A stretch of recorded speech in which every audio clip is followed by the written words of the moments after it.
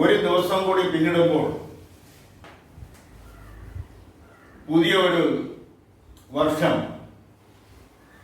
സമാരംഭിക്കുകയാണ്.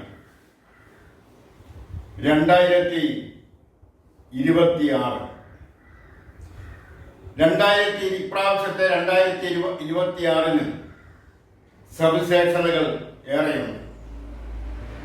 തദ്ദേശീയ സ്വയംഭരണ സ്ഥാപനങ്ങളിലേക്ക് നടന്ന തെരഞ്ഞെടുപ്പിൽ പുതിയ ഭരണസമിതി അധികാരമേറ്റ്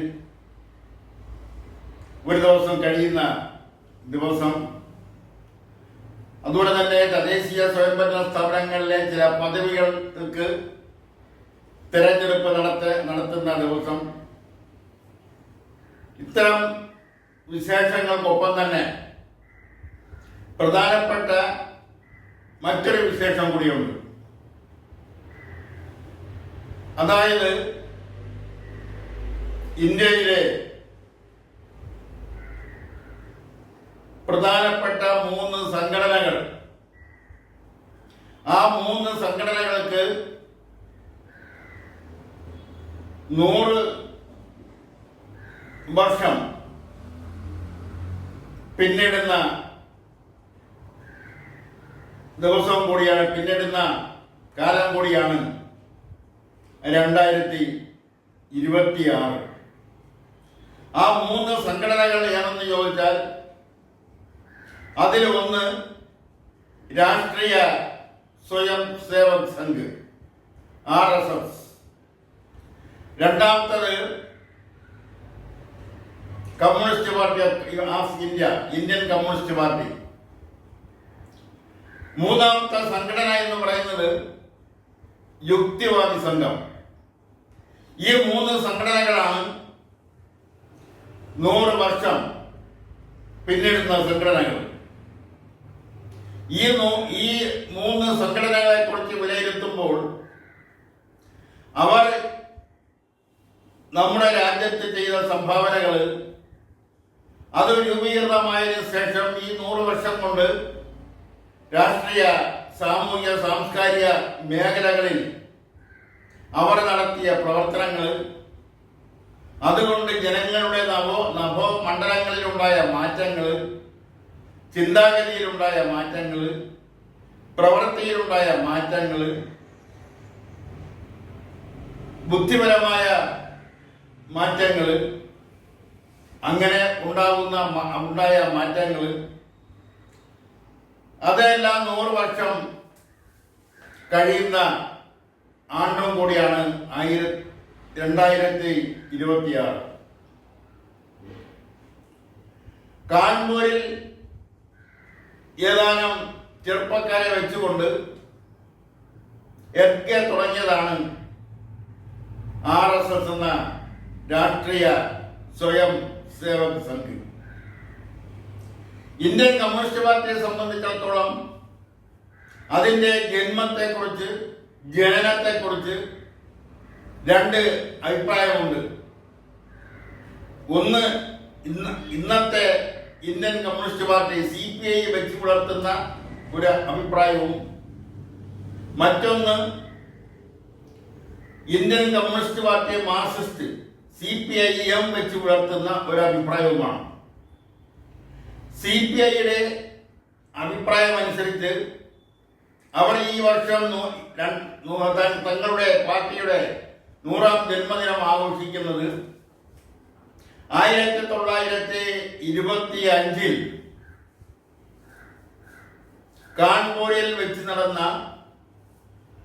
ഇന്ത്യൻ കമ്മ്യൂണിസ്റ്റ് പാർട്ടിയുടെ രൂപീകരണം മുതലാണ്. ആ ഇന്ത്യൻ കമ്മ്യൂണിസ്റ്റ് പാർട്ടിയുടെ രൂപീകരണത്തിൽ ഡോക്ടർ ഗംഗാധർ അധികാരിയായിരുന്നു ഇന്ത്യൻ കമ്മ്യൂണിസ്റ്റ് പാർട്ടിയുടെ ജനറൽ സെക്രട്ടറി. അതേസമയം CPIM പറയുന്ന അവരുടെ അഭിപ്രായം അനുസരിച്ച് ഇന്ത്യൻ കമ്മ്യൂണിസ്റ്റ് പാർട്ടി രൂപീകരിക്കുന്നത് 1920 ഒക്ടോബർ 17 സോവിയറ്റ് റഷ്യയിലെ താഷ്കന്റിൽ വെച്ച് ജോസഫ് സ്റ്റാലിന്റെ അധ്യക്ഷതയിൽ കൂടിയ യോഗത്തിൽ വെച്ചാണ് ഇന്ത്യൻ കമ്മ്യൂണിസ്റ്റ് പാർട്ടിക്ക് രൂപം നൽകുന്നത്. അതിന്റെ ജനറൽ സെക്രട്ടറി മുഹമ്മദ് ഷരീഫായിരുന്നു. മൂന്നാമത്തെ സംഘടനയായ യുക്തിവാദി സംഘം, ആ യുക്തിവാദി സംഘം എന്ന് പറയുന്നത് 1917 മധ്യ തിരുവിതാംകൂറിൽ രൂപമെടുത്ത അല്ലെങ്കിൽ രൂപീകരിച്ച സഹോദര സമാജം എന്ന സംഘടന, ശ്രീ കെ.അയ്യപ്പന്റെ നേതൃത്വത്തിൽ രൂപീകരിച്ച സഹോദര സമാജം, ആ സഹോദര സമാജത്തിൽ നിന്നാണ് കേരള യുക്തിവാദി സംഘം രൂപീകൃതമാകുന്നത്. സഹോദരൻ അയ്യപ്പനെ കൂടാതെ എം.ഒ. ജോസഫ്, കോത്തേരി കുഞ്ഞമ്പു തുടങ്ങിയവരെല്ലാം യുക്തിവാദി സംഘടനയുടെ ആദ്യകാല പ്രവർത്തകരും നേതാക്കളും ആയിരുന്നു. അവരാണ് യുക്തിവാദി സംഘം രൂപീകരിക്കുന്നത്. അതും 100 വർഷം പിന്നിടുന്നു. അപ്പൊ ഈ 3 സംഘടനകളും ഇന്ത്യൻ രാഷ്ട്രീയത്തിലെ, ഇന്ത്യൻ സാംസ്കാരിക മേഖലയിൽ, അത് കേരളത്തിന്റെ സാംസ്കാരിക മേഖലയിൽ ഉണ്ടാക്കിയ മാറ്റങ്ങൾ, ഉണ്ടാക്കിയ പുത്തൻ ഉണർവ്, ഉണ്ടാക്കിയ അതുപോലുള്ള മറ്റു ചലനങ്ങൾ, അതിനെല്ലാം 100 വർഷം കഴിയുന്നു, 100 വർഷം പിന്നിടുന്നു. RSS ആവട്ടെ ഇന്ന് വളർന്ന് ഇന്ത്യയുടെ ഭരണം നിയന്ത്രിക്കുന്ന നിലയിലേക്ക് അവർ എത്തിക്കഴിഞ്ഞിരിക്കുന്നു. ഇന്ന് ഇന്ത്യ ഭരിക്കുന്ന ഭാരതീയ ജനതാ പാർട്ടി BJP, ആ BJPയുടെ രക്ഷകർത്തത്വം എന്ന് പറയുന്നത് രാഷ്ട്രീയ സ്വയം സേവക സംഘത്തിനാണ് എന്ന കാര്യത്തിൽ തർക്കമില്ല. അതുപോലെ തന്നെയാണ് ഇന്ത്യൻ കമ്മ്യൂണിസ്റ്റ് പാർട്ടി. അത് CPIM ആയാലും CPI ആയാലും CPIയുടെ കണക്ക് പ്രകാരം 100 വർഷവും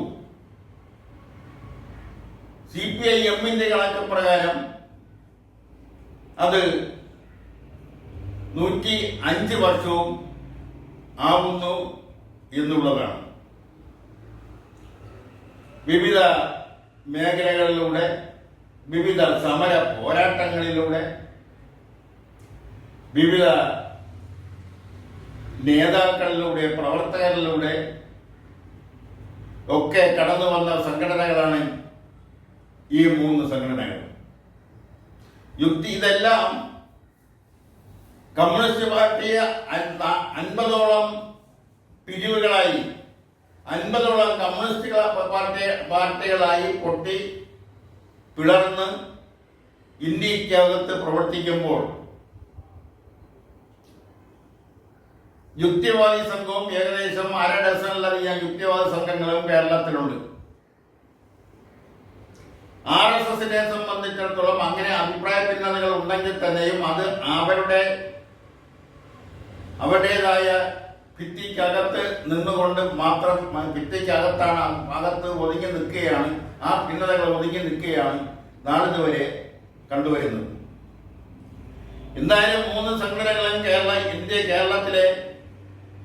ഇന്ത്യയിലെ പ്രത്യേകിച്ചും കേരളത്തിലെ സാമൂഹിക രംഗത്തുണ്ടാക്കിയിട്ടുള്ള മാറ്റങ്ങൾ, സാംസ്കാരിക രംഗത്തുണ്ടാക്കിയിട്ടുള്ള മാറ്റങ്ങൾ, രാഷ്ട്രീയ മേഖലയിൽ ഉണ്ടാക്കിയിട്ടുള്ള മാറ്റങ്ങൾ, വിവിധ സമരമുഖങ്ങൾ തുറന്നത്, ആ സമരമുഖങ്ങളിലൂടെ നഷ്ടപ്പെട്ട ജീവനുകൾ, അങ്ങനെ നിരവധി ജീവനുകൾ നഷ്ടപ്പെടുത്തിക്കൊണ്ട് നേടിയെടുത്ത അവകാശങ്ങൾ, ആ അവകാശങ്ങളെല്ലാം തന്നെയും ഇന്നും ഒരു വിധത്തിലല്ലെങ്കിൽ മറ്റൊരു വിധത്തിൽ സംരക്ഷിച്ചുകൊണ്ട് മുന്നോട്ട് പോകുന്ന ഒരു ചലനാത്മകമായ പ്രവണതയാണ് 3 സംഘടനകൾ വെച്ച് പുലർത്തുന്നത്.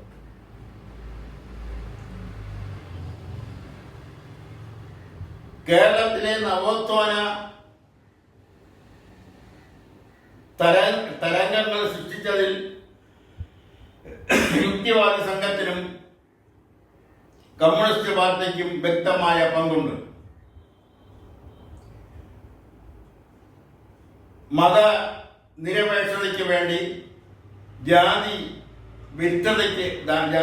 മതത്തിനെതിരെ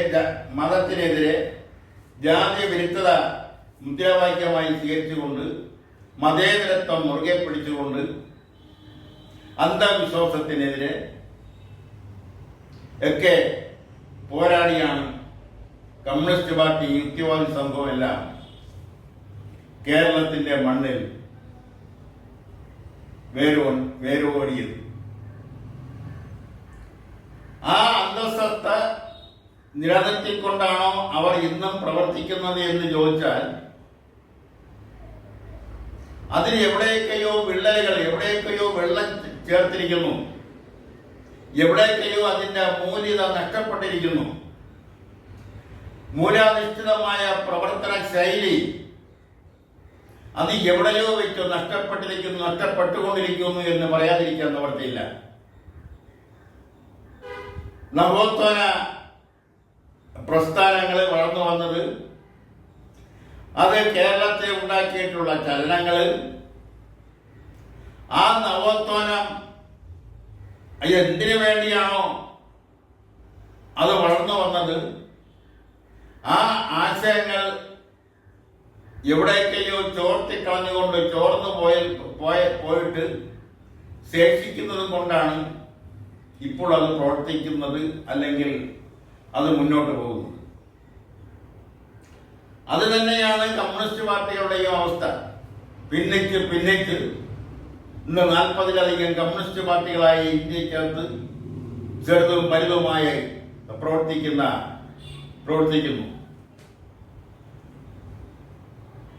കമ്മ്യൂണിസ്റ്റ് പാർട്ടി ആദ്യമായി പിളർന്നത് 1964 ആണെന്നാണ് പലരും ധരിച്ചു വച്ചിരിക്കുന്നത്. എന്നാൽ ഇന്ത്യൻ കമ്മ്യൂണിസ്റ്റ് പാർട്ടി ആദ്യമായി പിളരുന്നത് 1928 കൽക്കട്ട പാർട്ടി കോൺഗ്രസിൽ വെച്ചാണ്. ആ കൽക്കട്ട പാർട്ടി കോൺഗ്രസിൽ MN റോയ്, മദൻ മോഹൻ റോയ് കൊണ്ടുവന്ന ഒരു ബദൽ രേഖ, ആ ബദൽ രേഖയെ തുടർന്നാണ് ആ പാർട്ടി കോൺഗ്രസ് കുറച്ചുപേർ പുറത്തു പോവുകയും അവർ പുറത്തു വന്നുകൊണ്ട് Calcutta communist party of India എന്നൊരു കമ്മ്യൂണിസ്റ്റ് പാർട്ടി രൂപീകരിക്കുകയും ചെയ്തു. അതാണ് കമ്മ്യൂണിസ്റ്റ് പാർട്ടിയുടെ ആദ്യത്തെ പിളർപ്പ്. രണ്ടാമത് പിളരുന്നതാണ് 1964. രണ്ട് പിളർപ്പും ആശയപരമായ പ്രത്യയശാസ്ത്രമായ അഭിപ്രായ ഭിന്നതയെ തുടർന്ന് തന്നെയാണ്. ആ കമ്മ്യൂണിസ്റ്റ് പാർട്ടിയാണ് ഇന്ന് 40-ലധികം കമ്മ്യൂണിസ്റ്റ് പാർട്ടിയായി ചെറുതും വലുതുമായി നിന്നുകൊണ്ട് പരസ്പരം പോരടിക്കുന്നു എന്ന് പറയാതിരിക്കാൻ നിവൃത്തിയില്ല. ഇന്ത്യയുടെ ചരിത്രം പരിശോധിച്ചു നോക്കിയാൽ ശത്രുക്കളുടെ കൈകളാൽ കൊല്ലപ്പെട്ട കമ്മ്യൂണിസ്റ്റുകാരുടെ എണ്ണത്തെക്കാൾ കൂടുതലാണ് കമ്മ്യൂണിസ്റ്റുകാരാൽ കൊല്ലപ്പെട്ട കമ്മ്യൂണിസ്റ്റുകാരുടെ എണ്ണം. ഇതൊരു പക്ഷേ ഇന്ത്യയിൽ മാത്രം ഒതുങ്ങുന്ന ഒരു കാര്യം അല്ല. ലോക ചരിത്രം എടുത്ത് പരിശോധിച്ചു നോക്കിയാൽ അത് സോവിയറ്റ് റഷ്യയിലായാലും ചൈനയിലായാലും ചെക്കോസ്ലോവേക്കിയയിലായാലും കൊറിയയിലായാലും വിയറ്റ്നാമിലായാലും അവിടെയെല്ലാം കമ്മ്യൂണിസ്റ്റുകാരാൽ കൊല്ലപ്പെട്ട കമ്മ്യൂണിസ്റ്റുകാരുടെ എണ്ണം നിരവധിയാണ്. അത് തന്നെയാണ് ഇന്ത്യയിലും സംഭവിച്ചത്. അതിന്റെ ഒരു ചെറിയ രൂപം പതിപ്പ് ഇന്നും ഇന്ത്യയിലെ കമ്മ്യൂണിസ്റ്റുകാർക്കിടയിൽ കമ്മ്യൂണിസ്റ്റ് പാർട്ടികളുടെ പ്രവർത്തന ശൈലിയിൽ തുടരുന്നു എന്നുള്ളത് ഒരു വസ്തുതയാണ്. ഇന്നും പരസ്പരം കമ്മ്യൂണിസ്റ്റ് പാർട്ടി പ്രവർത്തകർ പോരടിക്കുന്നുണ്ട്. അതിനെ സഹോദര യുദ്ധം എന്നൊക്കെ പറഞ്ഞുകൊണ്ട് നിസ്സാരവൽക്കരിക്കാം എങ്കിൽ തന്നെയും അതിൻ്റെ കാഠിന്യം വളരെ കൂടുതലാണ്. ഇതൊന്നും ഈ അഭിപ്രായ ഭിന്നതയൊന്നും പുറത്ത് വരാതിരിക്കുന്നതിന് അല്ലെങ്കിൽ പുറത്ത് വരുത്താതെ അതെല്ലാം അവരുടെ ഓഫീസിന്റെ 4 ഭിത്തിക്കുള്ളിൽ നിർത്തിക്കൊണ്ട് മുന്നോട്ട് പോകാൻ കഴിയുന്നു എന്നുള്ളതാണ് RSS പ്രവർത്തനത്തിന്റെ ഏറ്റവും വലിയ മികവ്. അത് മറ്റു പല സംഘടനകൾക്കും കഴിയുന്നില്ല എന്നുള്ളത് മറ്റൊരു വസ്തുത. യുക്തിവാദി സംഘത്തിനെ സ്ഥിരീകരിച്ചാലും ഇത് തന്നെയാണ് അവസ്ഥ. കേരളത്തിൽ തന്നെ 1/2 ഡസനോളം യുക്തിവാദി സംഘടനകൾ പ്രവർത്തിക്കുന്നുണ്ട്. അവരെല്ലാം പരസ്പരം ആശയപരമായിട്ടുള്ള പോരടിക്കുന്നുണ്ടെങ്കിൽ തന്നെയും അത് കായികപരമായി അവർ പോരടിക്കുന്നില്ല എന്നുള്ളത് ആശ്വാസകരം. പക്ഷെ ഇന്നത്തെ ഈ സംഘടനകൾ അല്ലെങ്കിൽ യുക്തിവാദ സംഘടനകൾ മുമ്പത്തെ പോലെ ജനങ്ങളിലേക്ക് ഇറങ്ങിച്ചെന്ന് അവരുടെ ദൈനംദിന ജീവിതവുമായി ബന്ധപ്പെട്ടുകൊണ്ട് സഹകരിച്ചുകൊണ്ട് അവരുടെ ദുഃഖങ്ങളിൽ പങ്കുചേർന്നുകൊണ്ട് അവരുടെ ദൈനംദിന പ്രവർത്തനങ്ങളിൽ പങ്കുചേർന്നുകൊണ്ടുള്ള ഒരു പ്രവർത്തനമാണ്. ഇന്ന് യുക്തിവാദി സംഘടനയ്ക്കുമല്ല ഒരു പരിധിവരെ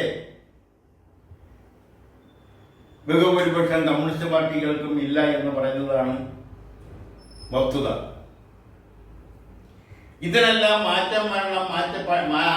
ഇതെല്ലാം ഈ സംഘടനകൾ എന്തിനു വേണ്ടിയാണോ സ്ഥാപിച്ചത്, തുടങ്ങിയത്, അതിന്റെ ആ രൂപീകരണ വേളയിൽ അതിന്റെ നേതൃത്വ നിലയിൽ ഉണ്ടായിരുന്നവർ, അതിന്റെ സജീവ പ്രവർത്തകരായിരുന്നവർ, അവരെല്ലാം ഉയർത്തിപ്പിടിച്ച മുദ്രാവാക്യങ്ങൾ കൈവിട്ടു പോകാതെ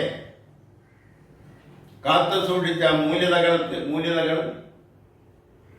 അതിന്റെ ആശയ സംഹിത, അതിന്റെ സത്യസന്ധത, അതിന്റെ പ്രായോഗികത, അതിന്റെ നിസ്വാർത്ഥത, അതിന്റെ കാര്യക്ഷമത എല്ലാം പല ഘട്ടങ്ങളിലായിട്ട് കൈവിട്ടു പോയിട്ടുണ്ട്, ചോർന്നു പോയിട്ടുണ്ട്. അതെല്ലാം തിരികെ കൊണ്ടുവന്ന് പഴയപടി അതിന്റെ പ്രവർത്തനവുമായി മുന്നോട്ട് പോകണമെന്നാണ് ഈ 100 വർഷം പിന്നിടുന്ന കാലഘട്ടത്തിൽ യുക്തിവാദി സംഘം പ്രവർത്തകരോടും കമ്മ്യൂണിസ്റ്റ് പാർട്ടികളുടെ പ്രവർത്തകരോടും പറയാനുള്ളത്.